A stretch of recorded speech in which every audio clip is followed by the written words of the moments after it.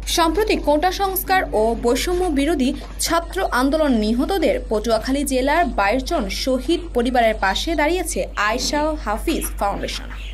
শনিবার জেলা বিভিন্ন উপজেলার নিহতদের বাড়িতে বাড়িতে গিয়ে পরিবারের সদস্যদের সঙ্গে সাক্ষাৎ, কুশল বিনিময় ও খাদ্য সহায়তা প্রদান করে ফাউন্ডেশনের কর্ণধার ও জেলা পরিষদের চেয়ারম্যান হাফিজুর রহমানের সহধর্মিণী আয়েশা হুমায়রা। এই উদ্যোগটি বাস্তবায়নে সহযোগিতা করেছে স্থানীয় যুব সংগঠন পটুয়াখালী ইউথ ফোরামের সদস্যরা।